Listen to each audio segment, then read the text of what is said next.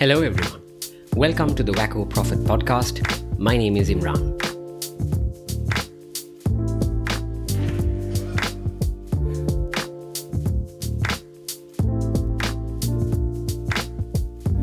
Now, if you're new here, and let's face it, everyone is new, the Wacko Prophet podcast is a place where we discuss and review movies, TV series, games, and books. Basically, all things fiction.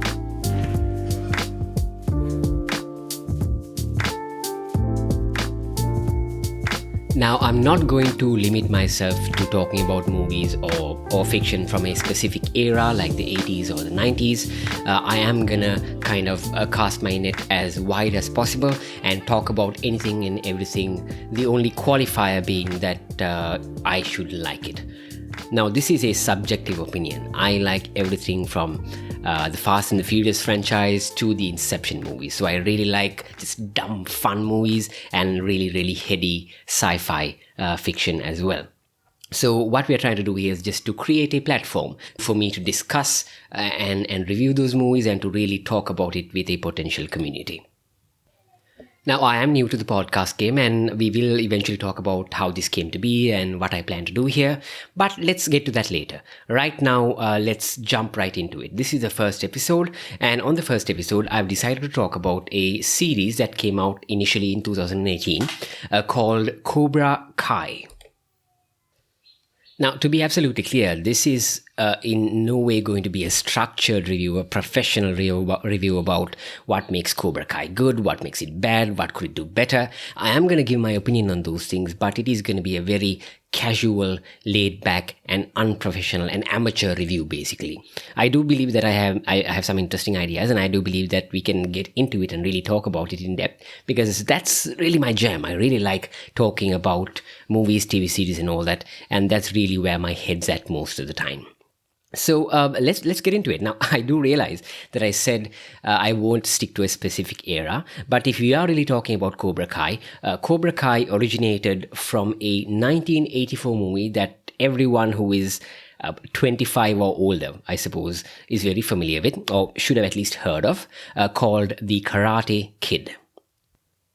Now, if you are a Sri Lankan, because I'm a Sri Lankan and I'm based in Colombo, and if you are around my age, I'm 30, if you are 25 or above, then you have definitely heard of the Karate Kid, because they used to show that shit constantly on TV. They would show it every school holiday. They would dub it in Sinhalese, they would dub it in Tamil, and they would really localize it so that the local kids could understand it as well. So the Karate Kid was the thing when you were young, and I'm sure they still show it as well. I don't really watch TV normally anymore. I don't really have the time for it, but yeah, there you are. Karate Kid was a big deal. But if you don't know what it is, let me give you a very brief synopsis. Now, a quick Google search tells me that there were actually 5 Karate Kid movies. I am familiar with all 5. The first 3 basically are what matters for our discussion here. So the first Karate Kid came out in 1984, and the protagonist, the main character that we really follow throughout the movie, is someone called Daniel LaRusso. Daniel LaRusso was like a 15 to 16-year-old kid. I've not really watched it in a long time, so my memory is a little vague. But yeah, he's about 15 or 16. He is pretty much a social outcast because he moves into this new town in the USA. He lives with his mother in a small apartment complex, and he immediately becomes the target for the local bully ring. The local bullies are also this hotshot karate people from a local dojo called Cobra Kai. Right.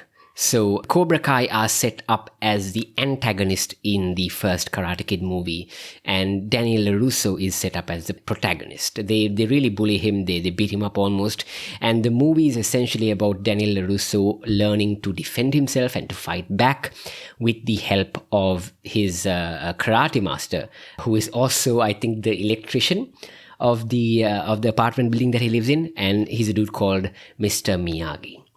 Now, if you know Karate Kid, you definitely know Mr. Miyagi. He is the thing. He has his own catchphrases. He has his own thing. He looks like this little short, like Malay dude, really, but he's like a badass karate fighter, and he's like a trained professional in that sense. But for some reason, he lives very small in as an electrician in this building.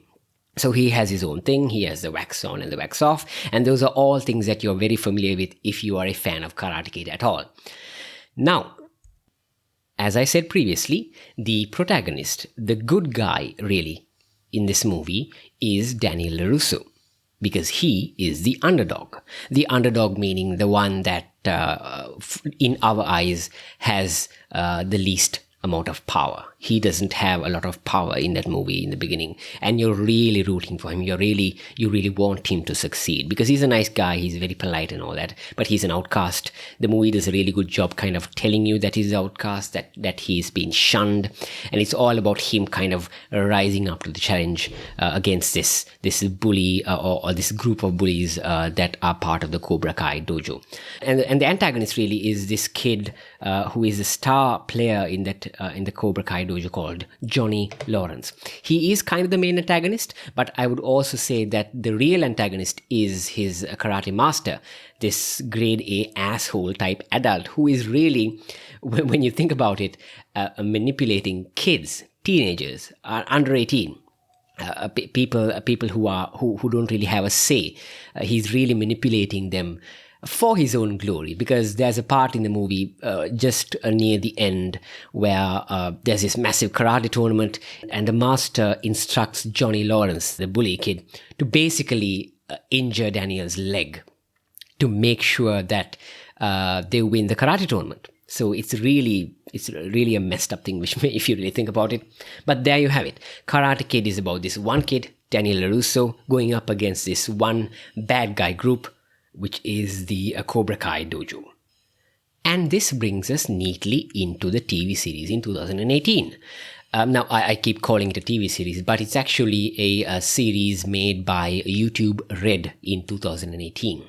Now, if you're not familiar with what YouTube Red is, it's a service given by YouTube to certain countries, USA and certain other countries, where it's kind of like a Netflix-like service, where YouTube gives up or puts up really, really premium content like TV series and movies that you can access by paying like a monthly sum to YouTube and upgrading from your base free YouTube account. I really don't have YouTube Red. I'm a Sri Lankan and we are in Sri Lanka, so I don't know whether we have access to it. And even if we do, I don't think it's really that worth it because they don't really have a lot of content. But I've been meaning to watch Cobra Kai for a long time, but through some good fortune, it is now, as of 2020, on Netflix. So that is the perfect opportunity for me to watch it. It's on Sri Lankan Netflix at least, and I am a Sri Lankan Netflix account holder, and I'm already paying for it monthly, about $12, so why not? So the series does something very interesting initially. The series is not called Karate Kid, it's not called LaRusso Returns or whatever, it's called Cobra Kai. So it's doing a very intentional thing here, in my opinion, where they're saying, no, we are going to focus on essentially the bad guys. And that's really what it does. If you watched it at all, I've just watched the first episode and I really enjoyed it. It is basically following the bad guy, the kid, Johnny Lawrence, from the first Karate Kid. So fair warning, I'm going to really talk a bit in depth about the first episode of the series. So please do go and at least watch the first episode before you join me again. I can wait. Put me on hold. That's fine. And you can come back and we can discuss it. So basically, the Karate Kid, the movie, the initial one, took place in 1984. And the Cobra Kai series takes place 34 years later. If you watched the trailer at all, that is not a surprise for you. And the first episode is called Ace Degenerate. So it really focuses on Johnny Lawrence. This episode has only 3 main characters that you should really worry about. The first is Johnny Lawrence. The second is Daniel LaRusso, our former hero. And also the third is a kid called Miguel. Now, episode 1 does a bunch of things to kind of make us more sympathetic towards the Johnny Lawrence character. So we'll talk about that right now. Basically, it tries to sell the idea that Daniel LaRusso is no longer the underdog. it is Johnny Lawrence. Johnny is the new underdog who has less power, who has less authority in the beginning of the series. And the series does that in a lot of ways. The first way it does that is that right in the beginning, it flashes back for the first 4 to 5 minutes or so on the ending of the first Karate Kid. Now, if you remember correctly, the first Karate Kid movie ends with Daniel basically kicking Johnny in the face to get that last point to win the tournament. Now, where the movie focuses on Daniel's kind of ascension, his victory, I think it ends in a freeze frame where Daniel is kind of lifted up by everyone, and he kind of does this kind of like this punch, this air punch, and then there's a freeze frame where it stops and it shows you the victory. This does something different. It actually shifts to an overhead camera looking down on Johnny's defeat. There's this shot where he's sprawled face first on the mat, and instead of doing what the original movie did, which is basically focus on Danielson, it focuses on how Johnny is now down and he's out for the count. And then what the episode does is it immediately cuts to Johnny in a similar position in his bed 34 years later, in his rundown apartment, sleeping alone, unshaven and alcoholic on his bed. And episode 1 is a half an hour episode. I think the season has 10 episodes and each episode is about half an hour, so it's really easy to get into.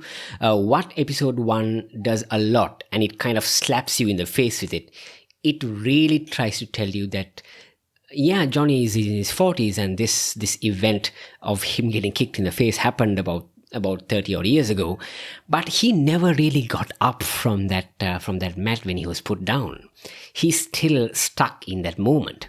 And the episode is in no way subtle about it. They constantly show flashbacks about what happened. They show this part where he's driving pretty much drunk in a Pontiac Firebird, a really cool car actually, but he's driving around kind of drunk, and they show flashbacks of him getting hit in the face, and then he kind of slaps his own face. So it's in no way a subtle metaphor. Like Cobra Kai is not trying to be this high art where like, oh, this is what it means if you really look into it. No. They are telling you in the face, no, Johnny is still down. He is still suffering from the after effects of that kick. And yeah, Johnny does hold a lot of resentment to his former coach, it kind of looks like. But it does really try to tell you that most of his resentment is still towards Daniel. He flashes back a lot more towards Daniel than he does to his old coach, than he does to his old master.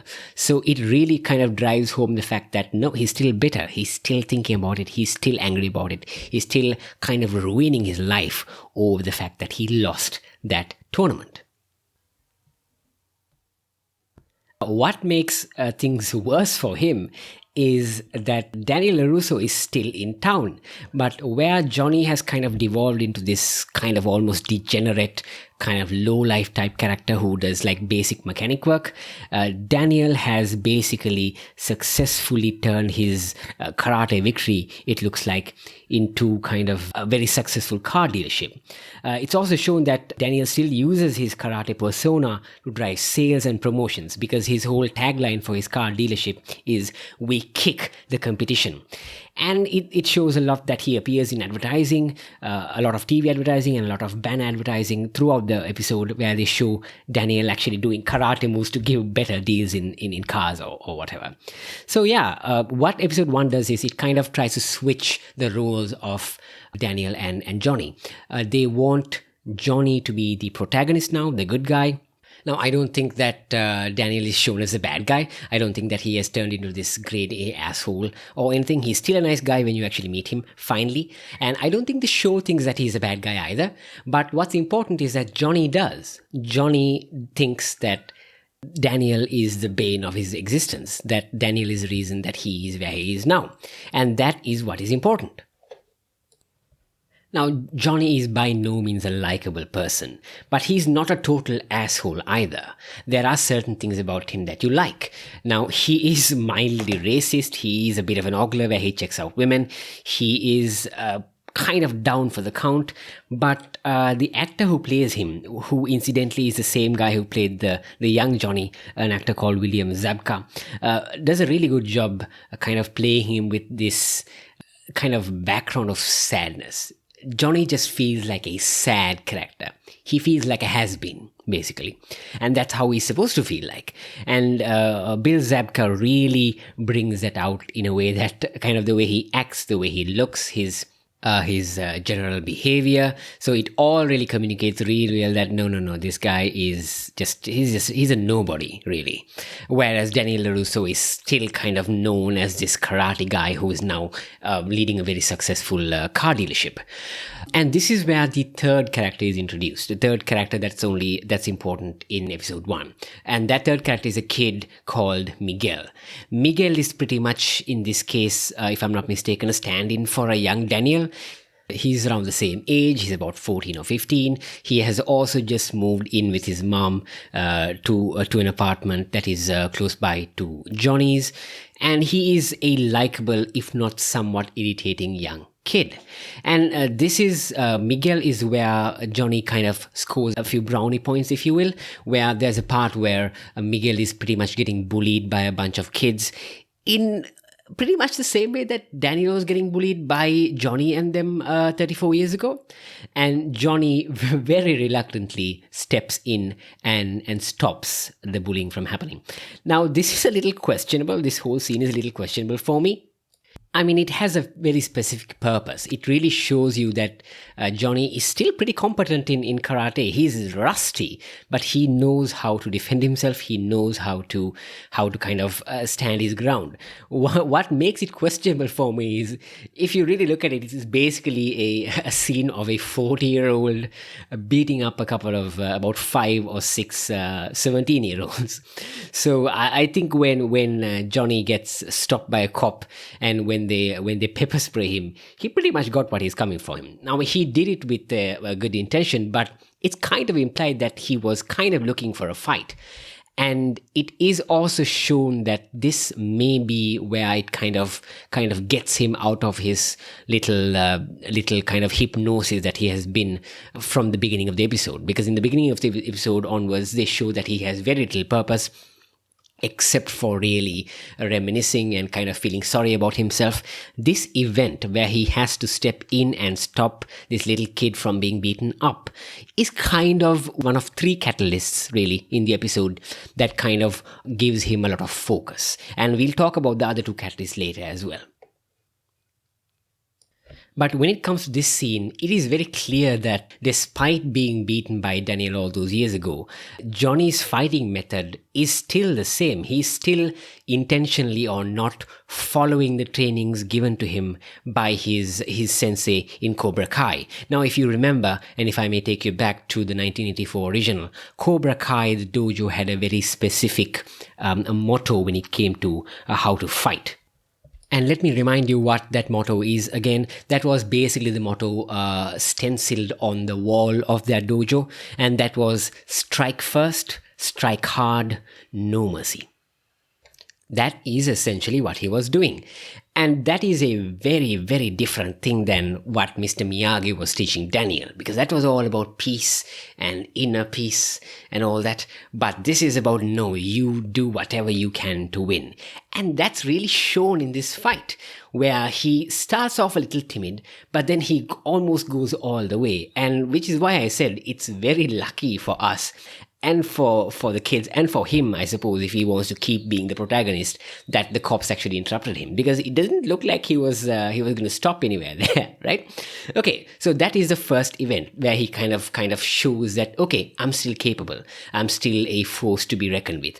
I'm rusty, but I can still get there. The second event also happens within about 10 minutes of the first event happening, and that is where Johnny visits, in a drunken stupor almost, visits the place where that final event from Karate Kid 1 took place. He parks his car, his Pontiac Firebird, outside in a very unusual location, and he kind of jumps the fence, or he sneaks through the fence, and he comes in to reminisce. And in this part, they show another flashback of his coach essentially bullying him after he lost that competition with Daniel. And while he's reminiscing, his car is basically rammed from the left side, or from the right side, I believe, from an SUV being driven by a young girl. And this is the second catalyst that kind of sets up the events of the series. Because when his car breaks, he has to call a towing company, and the towing company takes the car to a place to fix it up, basically. And he finds out a little too late that they've actually taken it to LaRusso's auto shop. Because, as I said, remember previously, Daniel LaRusso is a very successful car dealership who is still in town. And Johnny has not really gotten over the events that happened at the end of Karate Kid 1. So that's the second thing. Now there is a setup where Daniel can meet Johnny, or either by accident or intentionally. And it doesn't really waste time kind of dancing around this whole event. Daniel meets him, basically. Now, I'm not really going to go into detail because, like I said, this podcast is not really about describing scenes. But long story short, Daniel meets him in the car dealership. Daniel remembers him. And it's kind of made very subtly obvious that Daniel still remembers as well. Now, Daniel is very polite to him, and he's kind of curtly polite back, and they kind of have a sparring of words there as well, which almost comes to a fist fight, at least from Johnny's side. But it is made very clear that yes, Daniel has moved on, unlike Johnny, but Daniel also still remembers, and he might not hold on to it in the same way that Johnny still does. But there is still a little resentment there. Now, the first catalyst, let me recap, was the confrontation between Johnny and Miguel's bullies. The second is Johnny's car being hit by this teenager who was driving an SUV, and she drives off. And the third catalyst is not really Johnny's meeting with Daniel. What happens there, what kind of makes it a catalyst, is something that Daniel says, and that's something that happens in front of Johnny with Daniel.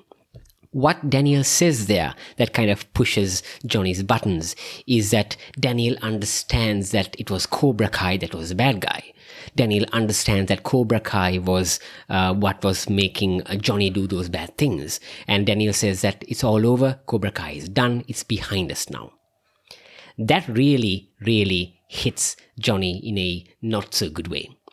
And the second part there is we find out, along with Johnny, that the girl who accidentally hit Johnny's car turns out to be Daniel's daughter. And they meet right in front of Johnny. Now, the girl does not see Johnny, but Johnny sees her and recognizes her. And this is the third catalyst. Daniel telling that Cobra Kai is over and done for, and Johnny seeing that Daniel was indirectly and unintentionally responsible for his, further responsible, I suppose you could say, for his bad luck. Because remember, Johnny still blames Daniel for his down and out luck. So what Johnny decides here is he decides to kickstart the Cobra Kai dojo again. He decides to train people, and the first person that he goes and recruits is Miguel. Miguel, who saw him fight and who initially wanted him to teach Miguel about fighting karate, and Johnny refused. Now, at the end of the episode, you see that Johnny has somehow procured enough money to rent a space and is stenciling the same message that his former sensei had in the original dojo, which is, let me remind you again, strike first, strike hard, no mercy. And that is where the first episode ends. And let me tell you, this is an amazing place to finish the episode, because it's very clear from the outset and right to the end that this is not yet a story of redemption. This is not about Johnny realizing that he was wrong, that his way of understanding karate, his way of training karate is wrong. What fascinates me a lot at this point is that by the end of the episode, Johnny is driven by spite. He's not driven by hope. He's not driven by kind of doing the right thing. What gives him focus is his spite towards Daniel and his success. He knows that he has it in him. He knows he can still fight or teach. When Daniel tells him that Cobra Kai is behind us and good riddance, And when we and Johnny find out that it was Daniel's daughter who was responsible for his car's destruction, really, it really focuses Johnny and pushes Johnny through spite. Now, spite is a very good motivator, but you and I both know, my friends, that it's not exactly the most healthy one. And I like seeing that. So I really like seeing a protagonist that is really on the fence. He's trying to be a good guy. He's trying to kind of make his own name now, as per the end of the episode. But his entire purpose is driven through his anger and his spite towards someone else. And if you watch the trailers at all, you will know that Daniel sees this and there's a bit of a response from Daniel. I've watched only one trailer, the one that plays automatically on Netflix, and I don't really want to spoil myself beyond that. What I'm really looking forward to is, in this case, I hope they keep Johnny as the protagonist. I like Daniel a lot. He's still a very likable guy and he's still very pleasant and he's pleasant to watch. But what I find more interesting is to watch a morally conflicted character. Someone who thinks they're doing the right thing, but is very clearly doing it for the wrong reasons. I like watching that. That is more fascinating and that is more interesting. So yes, that is my review, my amateur review and discussion about the first episode. Like I said, I didn't talk word for word and beat for beat about all the parts about what happened in the episode. This is just my general impression. So what I'll do from now onwards is, like I said, this episode will be uploaded on Sunday, and I'll tell you the exact date as well. It'll be uploaded on, Sunday the 6th of September, and I plan to review all 10 episodes of season 1 and kind of get into it and get it done as well. Now, in the beginning of the podcast, I mentioned that I'll talk about why I'm doing this. Like I said, I'm a very big proponent of all types of movies, all types of fiction, TV series, games and books. But one weakness I have when it comes to TV series is that I get bored of them quite fast. I might start watching a TV series, I might watch the first couple of episodes, and then I'll be like, okay, this is becoming a little predictable, this is becoming a little boring, and I'll give up. So one reason I'm actually doing this podcast is because when I have to do a podcast and a weekly show about it, I actually have to watch through at least one season. So that's one reason I'm doing it. The second reason is, I've always been interested in talking about movies. I've heard a lot of podcasts in my day and I still listen to them. And I really like just kind of putting out my opinion out there as well. It kind of creates opportunity for discussion. By no means do I think that I'm 100% right about what I think, but opinions are by their nature subjective, and I like talking with others who might have different opinions than mine.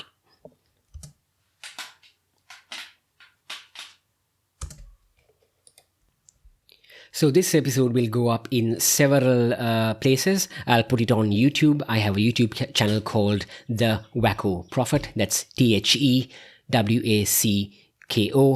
Prophet, The Wacko Prophet, 3 words. It'll be an audio format only. Unfortunately, I don't have the tech right now to do a video. So it'll be the logo along with an audio format, the full thing uploaded on YouTube. And it'll also be in all the major podcast locations such as Spotify, Google Podcast and Apple Podcast. I'll also be uploading it on podcasts.lk, which is a podcast hosting website specifically for people who do podcasts in Sri Lanka. And I also, if you want to discuss anything, if you want to have any kind of topic that you want to discuss, I also have a presence in social media. I have a Twitter, @ImranTWP, that's @IMRANTWP for The Wacko Prophet. And I have a Facebook as well, which is The Wacko Prophet, THE WACKO Wacko and PROPHET Prophet. That is where I am right now. This is a entirely new channel, so you will not find a lot of subscribers or not find a lot of followers on those social medias. So if you do feel that there's anything that I can improve, if you have any feedback for me, if you have any reviews, then please feel free to leave it at any point. You are allowed to put it on Twitter, I believe, and also most of those podcast services I talked about now has a option to leave reviews. So give me 5 stars, give me 1 star. It doesn't matter. I'm just looking for feedback. But primarily right now, I am doing this for myself. Eventually, I hope to grow this into a brand that I can be proud of, that I can kind of tout and bring out in front of the relatives. But right now, I'm really doing it for myself. Mainly because I like to hear myself speak. And hopefully you'll like it as well. I know that I have a lot of ers and ums, and it'll go away once I gain a bit of a confidence. So yeah, that's about it. Oh, before I sign out, let me tell you that recording is not an easy job, because I essentially recorded almost the entire podcast before I found out that I had forgotten to switch on my mic. So that was fantastic. 30 minutes of material on a really shitty audio because it was automatically recording through my laptop mic. So this hopefully sounds better. So yeah, tell me what you think. That is all the time we have for today. See you in a week with episode 2 of Cobra Kai. I hope this show is good. I know that season 2 is out now as well. So if I have finished season 1, which I'll do in about 10 episodes obviously, and if I still find it interesting, I might go to season 2 as well. In the meanwhile, I'll also be doing one-time reviews of old and new movies. I may talk about trailers. I may talk about new and upcoming games, and so on. So again, thank you very much for being here. I hope you enjoyed this. I hope you really enjoyed this while working out, while hanging on for dear life on a train, or if I'm just in the background while you're doing other stuff at home. Either way, I am just very pleased that you chose to listen to my horrible, horrible voice. So once again, my name is Imran. This is the Wacko Prophet podcast. Thank you very much and have a great day. Remember guys, the coronavirus is still there, so please be careful. Please make sure to wear your masks and look like Bane out there. And have a great week.